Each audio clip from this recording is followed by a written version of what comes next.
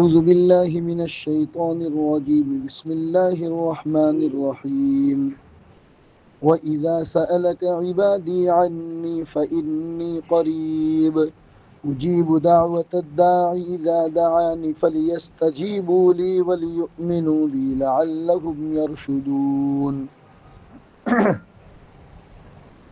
میرے محترم دلی بھائیو، سورہ بقرہ کی آیت نمبر 186 ہے۔ اس آیت میں اللہ تبارک و تعالیٰ اپنے بندوں سے فرماتے ہیں کہ جب میرا بندہ مجھ سے کسی چیز کا سوال کرتا ہے، کوئی دعا مانگتا ہے، کسی چیز کا بھی سوال کرتا ہے، تو یاد رکھیے کہ فإنی قریب، میں اس سے بہت زیادہ قریب، اجیب دعوت الداعی، دعا کرنے والے کی دعا کا میں جواب دیتا ہوں، اذا دعانی، جب وہ مجھے پکارتا ہے۔ جب بھی میرا بندہ مجھے پکارتا ہے تو میں اس کے پکارنے کی جواب دیتا ہوں۔ لہٰذا فلیستجیبوا لی، تم لوگ میرے سامنے دعا مانگا کرو، مجھے پکارا کرو، ولیؤمنوا بی، اور میرے اوپر ہی ایمان رکھو، لعلہم یرشدون، شاید کہ وہ کامیاب ہو جائے۔ قرآن کریم کی اس آیت میں بڑے خوبصورت انداز میں اللہ تعالیٰ نے اپنا اور بندے کا تعلق بیان کیا کہ اللہ اپنے بندے کے ساتھ کیسا تعلق رکھتا ہے، بڑے خوبصورت انداز میں۔ چنانچہ آپ پہلی بات تو یہ دیکھیے کہ آیت میں سوال کرنے والے اور مانگنے والے کو اللہ نے میرا بندہ کہہ کر پکارا ہے کہ میرا بندہ، اسی سے کتنی پیار اور محبت ایک پروردگار کو اپنے بندوں کے ساتھ ہے، اس کا پتہ چلتا ہے۔ اور اس میں بندے کا بھی اعزاز ہے کہ دیکھیے کہ اللہ اپنے بندے کو کس بہترین طریقے سے یاد کرتا ہے۔ آگے اللہ تعالیٰ فرماتے ہیں کہ دیکھو بندوں میں بہت قریب، لہٰذا اس کو پکارنے کے لیے کسی واسطے کی ضرورت نہیں۔ دنیا کے اندر آج آدمی یہ کہتا ہے کہ بھئی نہیں، اللہ تو بہت بڑی ہستی ہے، میں گنہگار بندہ ہوں، میں ڈائریکٹ اللہ کو کیسے پکار سکتا ہوں، لہٰذا بیچ میں کسی کا واسطہ لے لو، فلاں پیر کا واسطہ لے لو یا فلاں کا لے لو۔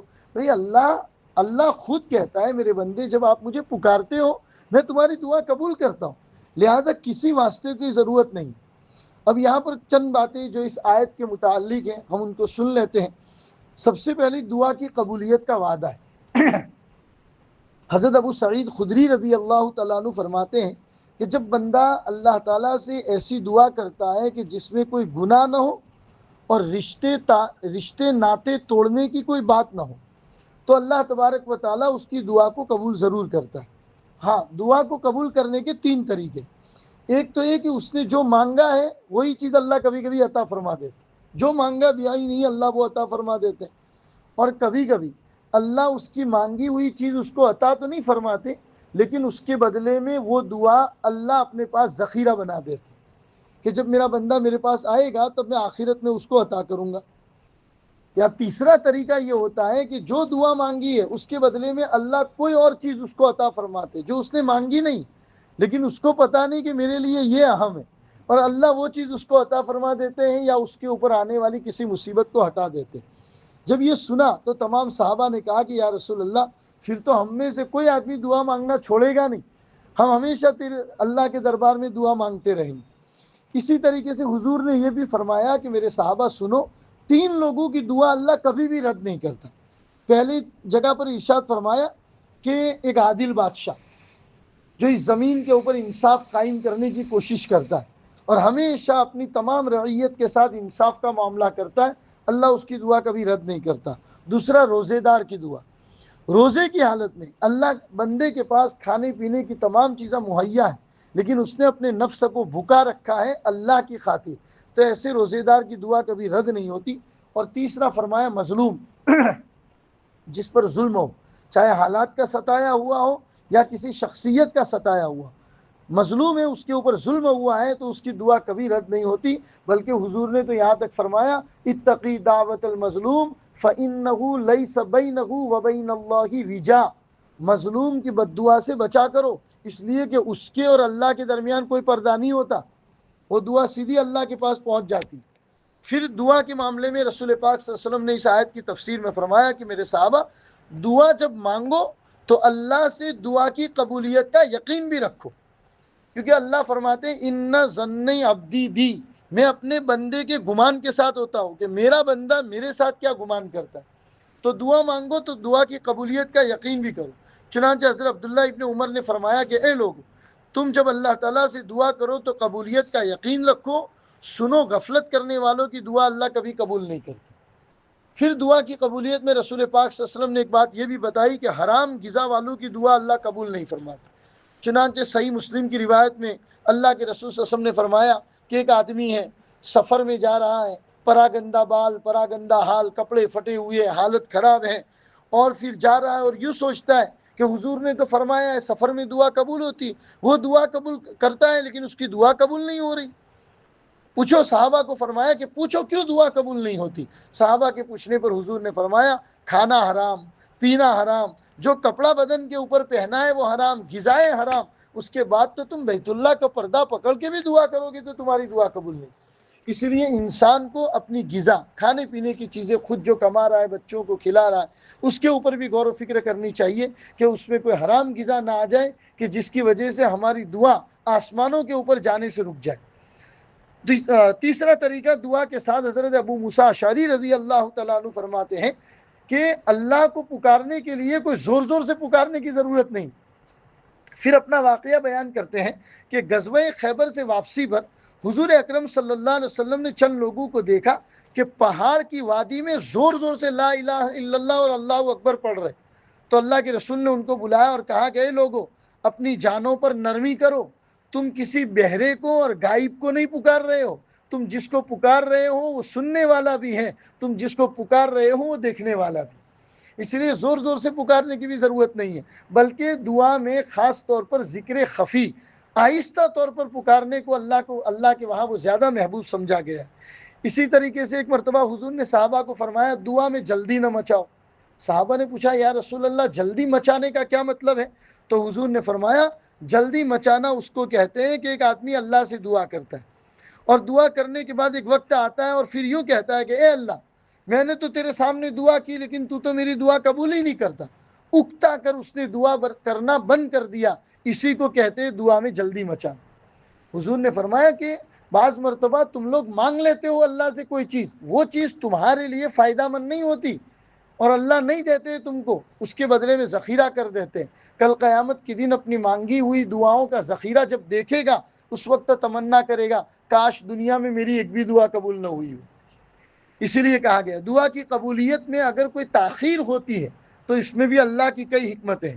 چنانچہ ترمذی اور ابو داؤد شریف کی روایت میں ہے کہ رسول اکرم صلی اللہ علیہ وسلم نے فرمایا کہ اے لوگو، تمہارا پروردگار بہت شرم والا اور بہت کرم والا ہے.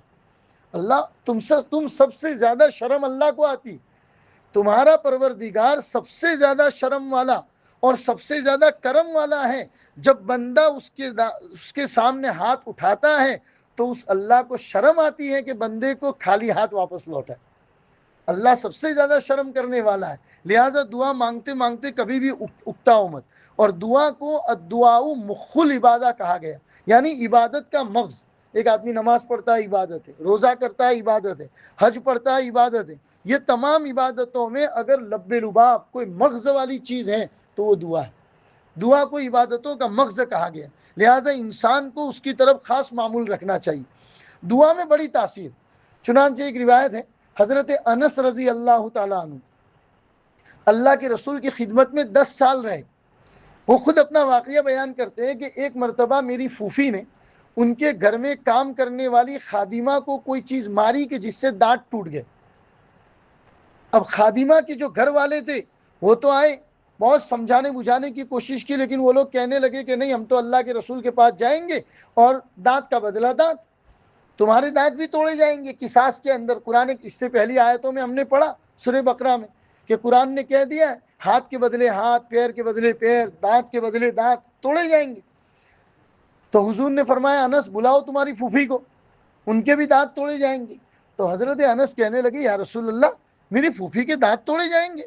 حضور نے فرمایا تو قرآن کا فیصلہ ہے، تمہاری پھوپھی نے اپنی خادمہ کے دانت توڑے ہیں تو بدلے میں ان کے بھی توڑے جائیں گے. وہ کہنے لگے یا رسول اللہ، مجھے اللہ کی ذات سے یقین ہے کہ میری پھوپھی کے دانت نہیں توڑے جائیں گے. تو حضرت انس کو حضور نے فرمایا انس کیا بات کرتے ہو بھائی، قرآن کہتا ہے بدلہ لیا جائے گا. انس کی پھوپھی ہوئی تو کیا ہوا؟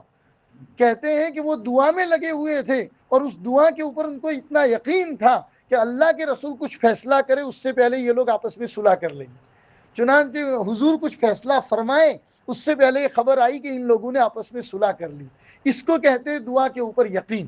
اور حضور نے فرمایا اس کے بعد، یہ قصہ سننے کے بعد اللہ کے رسول نے فرمایا کہ انس تمہیں معلوم بھی ہے دعا میں وہ تاثیر ہے کہ جو تقدیر کو بدل دیتی. یہ حضور نے فرمایا. اسی طریقے سے حضرت مولانا عبدالرشید صاحب گنگوہی رحمۃ اللہ علیہ کا ایک واقعہ لکھا کہ ایک آدمی حضرت کے پاس آیا اور اپنے گھریلو حالات بیان کیے اور کہا کہ حضرت کو تعویذ بنا دیجئے گھر کے حالات ٹھیک ہو جائے. حضرت نے اس کو بہتیرا سمجھایا کہ میرے بھائی میں کوئی تعویذ وغیرہ بنانا نہیں جانتا ہوں. لیکن وہ آدمی بڑا اصرار کرتا رہا. حضرت نے کچھ تعویذ وغیرہ لکھ کر دے دیا. وہ گھر چلا گیا. اس کو قرآن کی آیتوں کے اوپر، تعویذ کے اوپر یقین تھا. اس کے حالات ٹھیک ہو گئے. تھوڑے دن کے بعد اس نے سوچا کہ چلو دیکھتے ہیں تعویذ میں حضرت نے ایسا کیا لکھ کے دیا کہ میرے معاملات سب ٹھیک ہو گئے. جب تعویذ کھولا تو اس میں لکھا ہوا تھا کہ اللہ یہ بندہ مانتا نہیں اور میں جانتا نہیں، میں تعویذ بنانا جانتا نہیں اور یہ مانتا نہیں، اتنا لکھ کے دیا تھا. لیکن وہ آدمی قرآن کی آیتوں کی تاثیر کے اوپر عمل کر کے گیا تھا. اللہ تبارک و تعالیٰ نے اس کے تمام تکلیفوں کو دور فرما دیا. قرآن کریم کی آیت، جو آیت ابھی ہمیں سورہ بقرہ کی آپ کے سامنے پڑھی جس میں دعا کے بارے میں ہم لوگوں کو بتایا گیا، اس میں سب سے بڑی بات یہ ہے کہ انسان اپنے آپ کو شک والی اور حرام غذاؤں سے بچائے، اور دوسرا جب دعا کرے تو دعا کے اوپر یقین رکھے قبول ہونے کا، اور اکتا ہی نہیں بلکہ دعا مانگتا رہے اس یقین کے ساتھ کہ اگر قبول نہیں ہوئی تب بھی آخرت میں ذخیرہ تو ہونے ہی والے. اللہ تبارک و تعالیٰ دعا کی اہمیت ہمیں سمجھ کر ہر نماز کے بعد اور دیگر اوقات میں بھی دعا کرنے کا ہم کو توفیق عطا فرمائے. وصلی اللہ علی النبی الکریم وعلی آلہ واصحابہ اجمعین برحمتک یا ارحم